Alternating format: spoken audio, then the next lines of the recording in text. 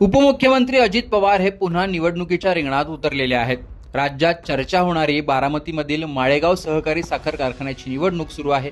या निवडणुकीत नीलकंठेश्वर पॅनलकडून स्वतः अजित पवार उमेदवार असून तेच कारखान्याच्या अध्यक्षपदाचे उमेदवारही असल्याचं बोललं जात आहे।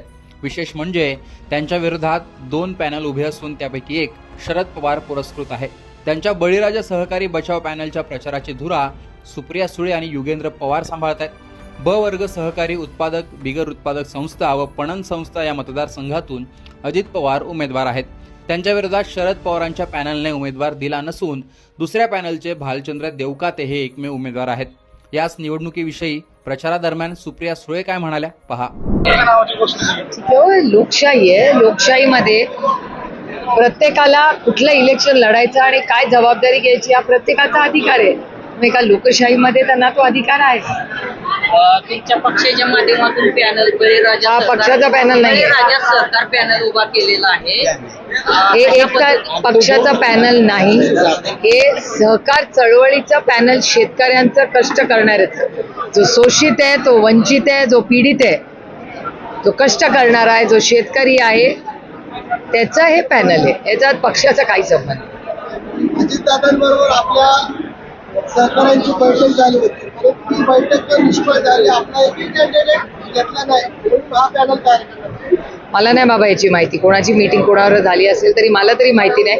मला ह्या पॅनलची जेव्हा सांगितलं, मला इथल्या काही सभासदांनी आणि शेतकऱ्यांनी आणि कामगारांनी कॉन्टॅक्ट केलं आणि त्यांनी सांगितलं आम्ही हे लढतोय, तुम्ही आम्हाला साथ द्या, म्हणून मी त्यांना शुभेच्छा द्यायला आले।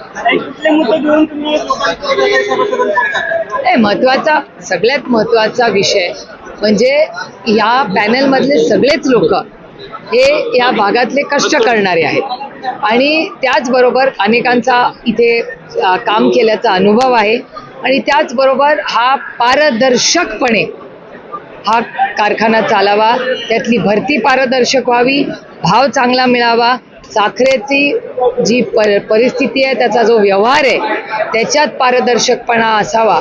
त्यामुळे हा पारदर्शकपणे राज्यातला 1 नंबरचा कारखाना व्हावा ह्याच्यासाठी एक प्रयत्न आहेत आणि त्याचबरोबर जी शिक्षण संस्था इथल्या भागातल्या सगळ्या सहकाऱ्यांनी आणि आदरणीय पवारसाहेबांनी त्यांच्या सगळ्याच सहकाऱ्यांनी मिळून जी उभी केलेली आहे, ती शिक्षण संस्था अतिशय चांगल्या पद्धतीने आणि पारदर्शकपणे चालावी याचाही प्रयत्न आमची सातत्याने करतो। वाटतोय की या निवडणुकीमध्ये, या कारखान्याच्या निवडणुकीमध्ये तुम्हाला विजय मिळेल।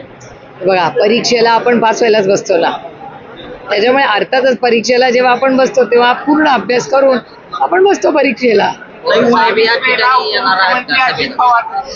साहेब नाही येणार आहेत एकतर, आणि दुसरं मीही आजपर्यंत कधीच अशा इलेक्शन्समध्ये लक्ष घातलेलं नाही, पण जेव्हा या तळागाळातले कष्ट करणारे, काळ्या मातीशी इमान राखणाऱ्या लोकांनी जेव्हा पॅनल करायचं ठरवलं आणि त्यांनी मला सांगितलं की त्यांची इच्छा होती मी त्याच्यात सहभागी व्हावं, म्हणून या शेतकऱ्यांसाठी, कामगारांसाठी, कष्ट करणाऱ्यांसाठी मी ह्याच्यात खरं तर आले। पवार साहेबांची सभा होणार आहे।